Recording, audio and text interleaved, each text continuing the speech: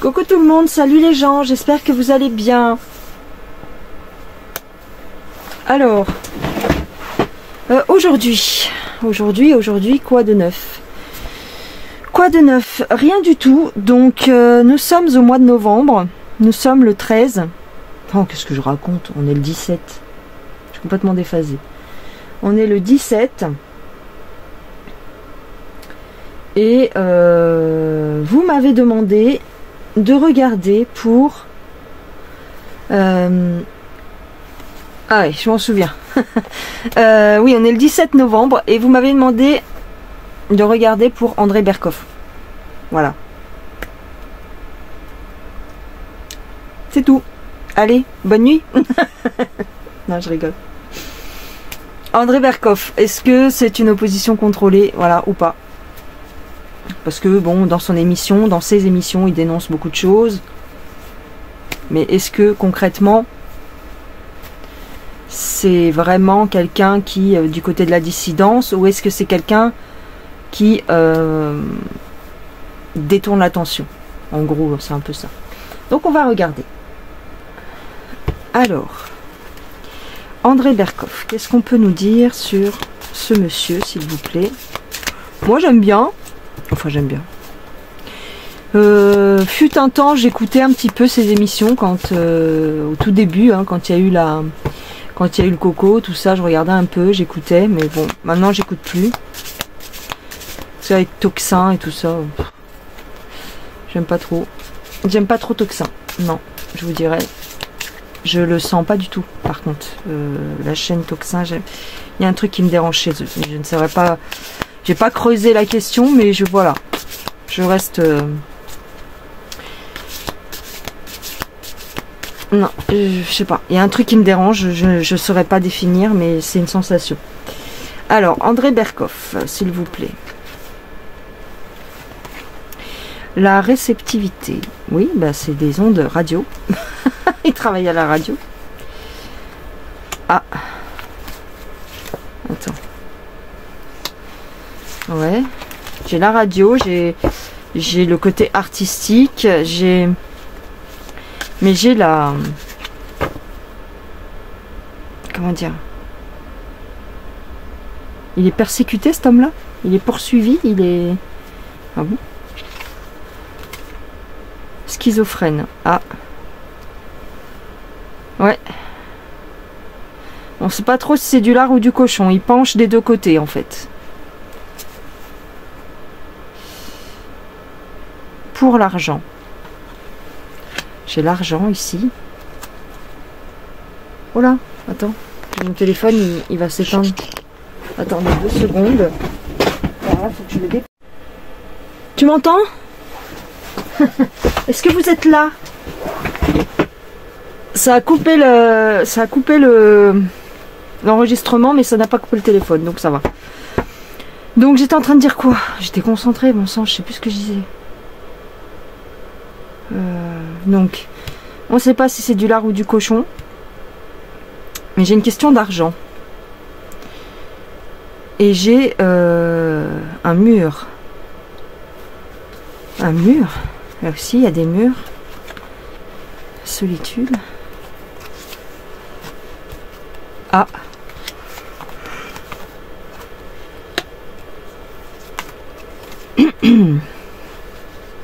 Bon. On me parle de spiritualité, mais ça, c'est dû au jeu en lui-même, hein, qui est très... c'est un jeu New Age. Hein. C'est un oracle New Age. C'est le tarot... mince. J'ai un deuxième jeu d'ailleurs de ce... Osho, voilà. C'est le Osho Zen. Donc c'est pour ça, il y a des images un peu, voilà, ça parle beaucoup de spiritualité, bon. Il y a une question de pas savoir, si vous voulez, on ne sait pas s'il est du côté des gentils ou des méchants. Alors peut-être qu'on veut nous dire que ici, avec les cartes, faut relativiser et il faut écouter sa voix intérieure. Est-ce que, de toute façon, ça mange pas de pain, vous pouvez l'écouter. Voilà, il dénonce quand même des vérités. Du moins, j'ai l'impression. Mais, d'un premier abord comme ça, il se pourrait qu'il travaille pour les deux côtés. C'est pour ça que j'ai la carte de la schizophrénie. C'est-à-dire que lui-même ne sait plus vraiment... Il est tiraillé. Voilà, ce serait plutôt ça l'expression. C'est-à-dire il est un peu tiraillé. Il est tenu, parce que j'ai quand même ici la carte de la répression. Il est tenu par certains côtés. Peut-être par le côté financier de la chose. Donc il ne peut pas tout se permettre. Mais... il a quand même envie de dénoncer, jusqu'à un certain point. Bon, ok. Alors, je prends l'oracle de l'astrologie intuitive. Alors, Andrei Berkov.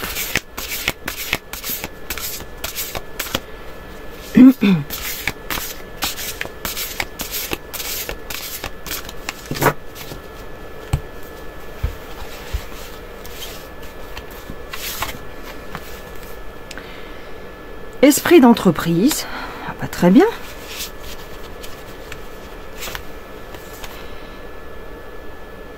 Équilibre familial, ouais. Ah, bah, ça va. Je les ai jamais sortis ces cartes-là. Ces deux-là, je les ai jamais sortis. Commerce. Andrei Berkov. Ah. Ouais. La spiritualité qui ressort encore. Hein. C'est bizarre. Je vais vous dire pourquoi après. Mince, excusez-moi. J'ai très froid aux mains. Et du coup, oui, vous entendez mon chauffage. Désolée, mais j'ai très froid ici.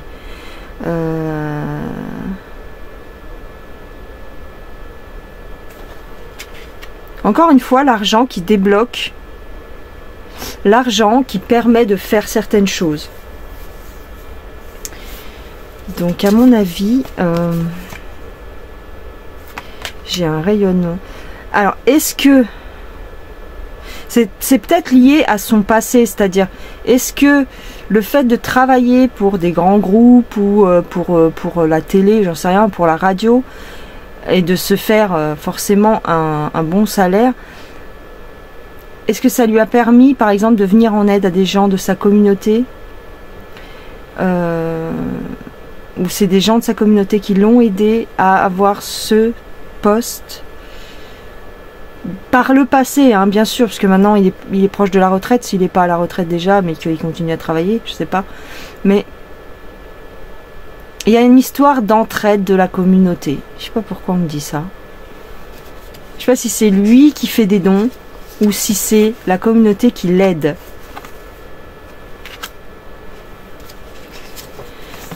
J'ai pas de mauvaise carte. J'ai quelqu'un d'avant-gardiste, ou en tout cas qui se veut avant-gardiste, qui cherche toujours la meilleure info, à avoir le scoop. Ouais. J'ai pas de mauvaise carte à proprement parler. Pas tant que ça, en fait. Je m'attendais à pire. Moi, je vois toujours le mal. Enfin, en tout cas, je sais pas que je vois toujours le mal, mais je me méfie tellement de tout le monde que... La descendance, ouais. Frustration par rapport à ce qu'il va laisser derrière lui, à son héritage. Ah oui, peut-être que ces dernières années, il essaye de se racheter une conscience. Ah, peut-être. Peut-être pour ça qu'il essaye de dénoncer certaines choses, parce qu'il essaye de se dire que jusqu'à présent, il a laissé couler. Peut-être qu'il a vu, peut-être qu'il a entendu, peut-être qu'il a été dans certains cercles de pouvoir, entre guillemets, hein, étant journaliste. Et les dernières années, il cherche à pas sortir de ça, mais en dénonçant des choses, il cherche à se faire pardonner, c'est peut-être trop fort comme nom, comme mot, mais ouais, à se racheter une conscience, à se dire que finalement, les dernières années de sa vie, il aura fait ce qu'il devait faire, c'est-à-dire le bien pour lui. Ce qu'il dénonce ou ce qu'il tente de dénoncer, les émissions qu'il fait, on lui demande pas de faire ça. Il le fait dans un esprit de rétablir un équilibre. Parce qu'à mon avis, par le passé, il a dû, comme tous les gens un peu connus, un peu célèbres,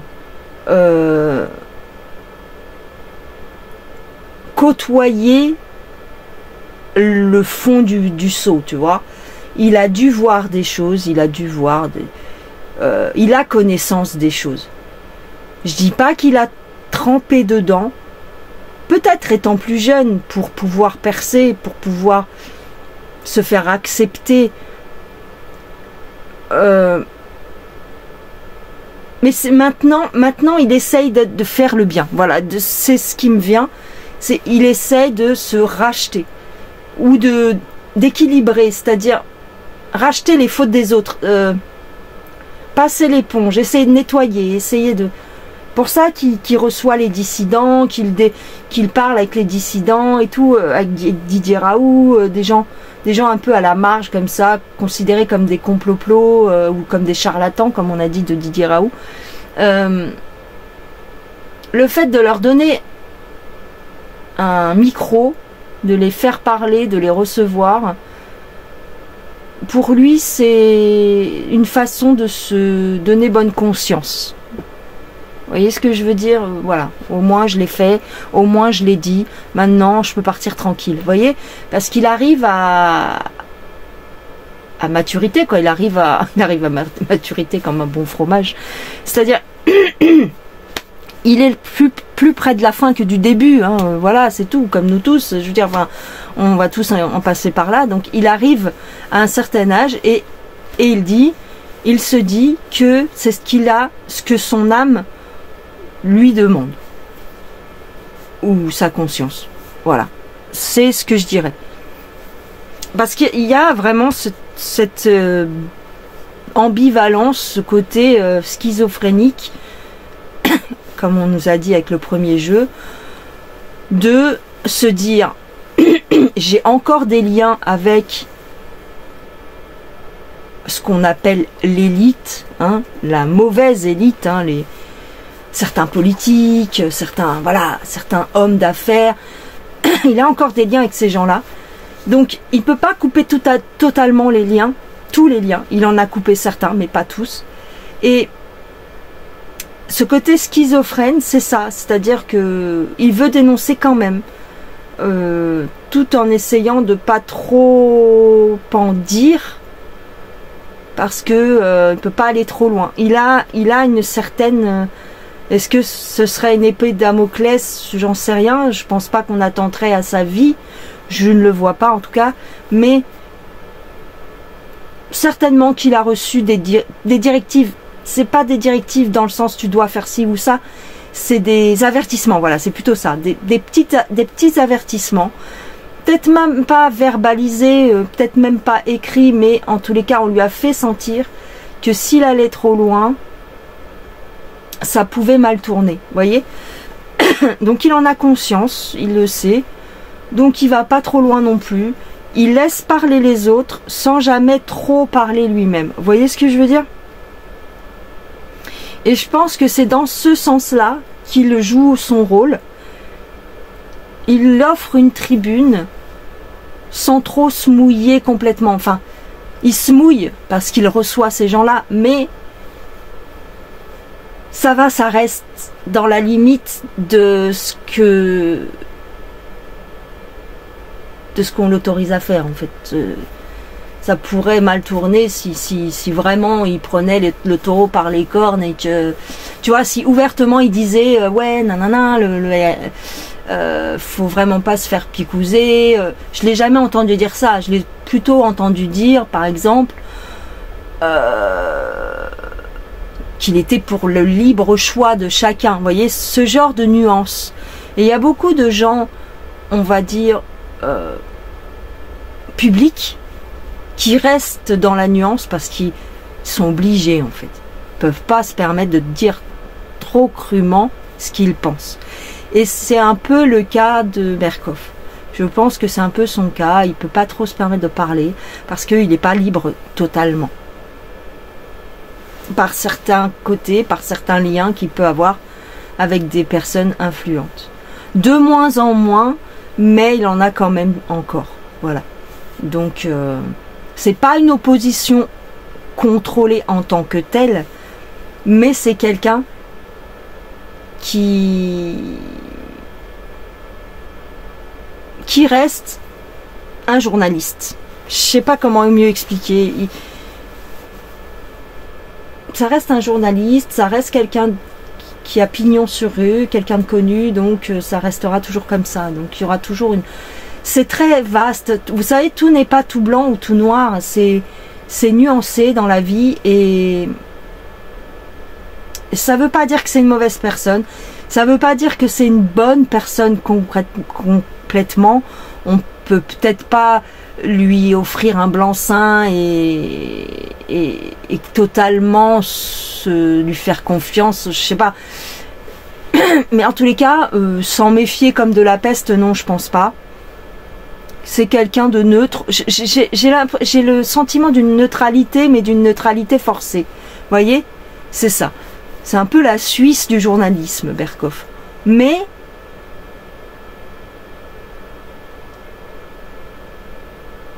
comment dire? Il le dit sans le dire. Voilà.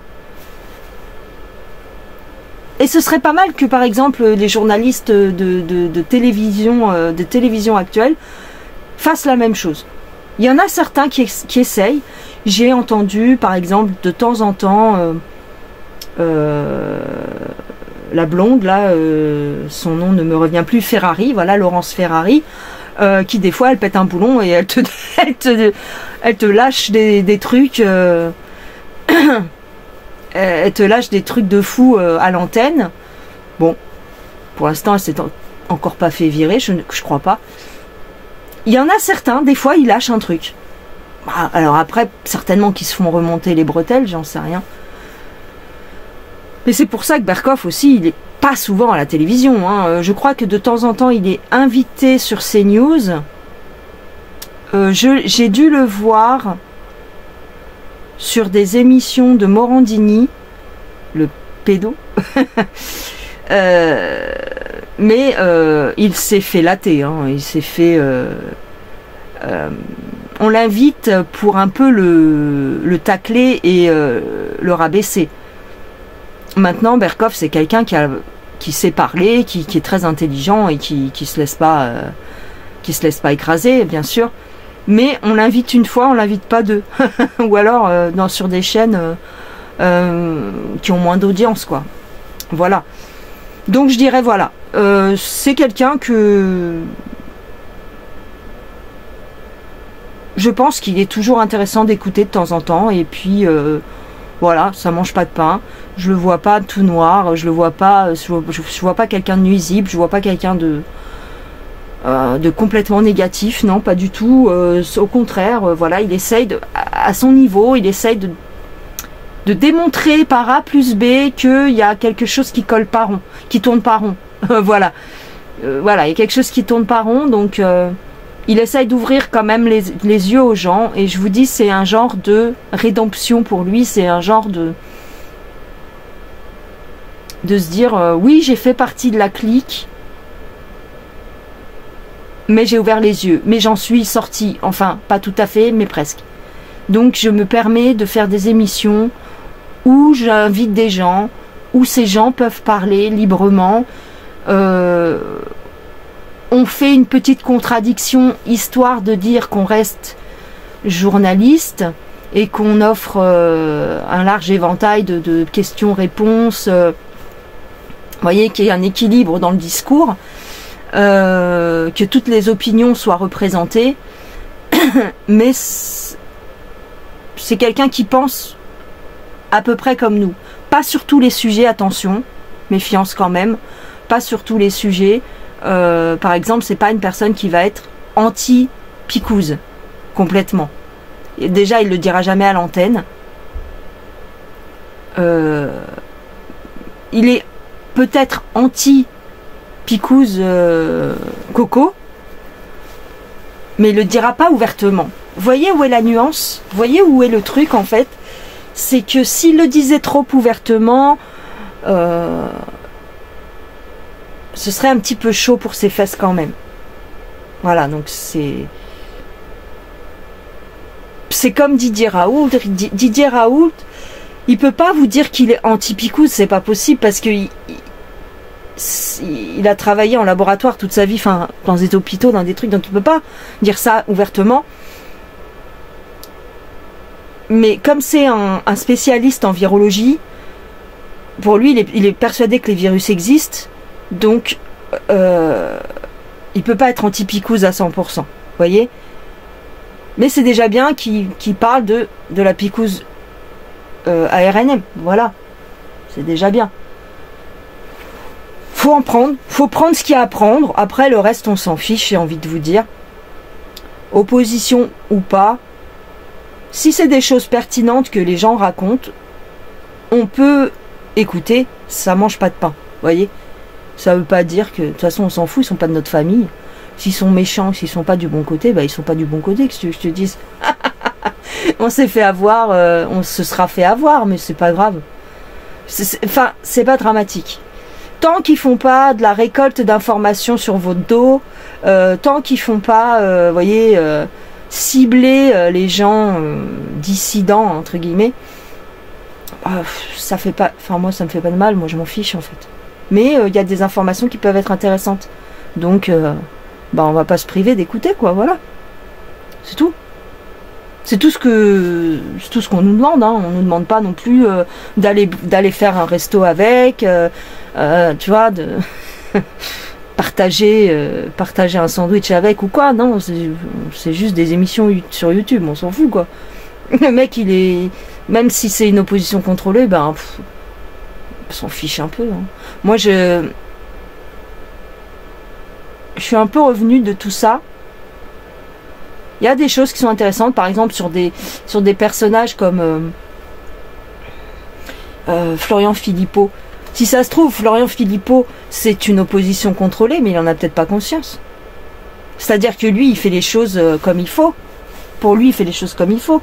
C'est le seul, en tous les cas, à dénoncer, voilà, à dire qu'il faut sortir de l'Europe, plus concrètement qu'Asselineau, par exemple. Asselineau, c'est un personnage que j'ai du mal à apprécier complètement, même s'il est sûrement très intelligent et plein de connaissances, mais en dehors de ça, c'est quelqu'un pour moi qui reste franc-mac et qui sera jamais totalement. Tous ces gens-là sont rattachés à la communauté de l'anneau, hein. Donc à partir du moment où vous savez ça, bon ben voilà, faut en prendre et en laisser quoi, j'ai envie de vous dire. Vous les écoutez, vous écoutez ce qu'ils disent, si c'est intéressant c'est bien, si ça vous intéresse pas vous zappez, et puis le reste ça vous fait une belle jambe quoi. En gros, pas trop prendre au sérieux tout ça quoi. Voilà les gens. Je vous embrasse, je vous fais des gros bisous, prenez soin de vous, et moi je vais aller me coucher, je suis crevée. Je vous parle, j'ai les yeux qui se ferment. Donc je vais aller me coucher, il est pas tard, il doit être 21h, mais je suis claquée. Allez, gros bisous, à plus tard. J'essaierai de revenir plus souvent, mais ces derniers temps j'étais très fatiguée, mais je vais essayer de revenir plus souvent. Allez, bye bye.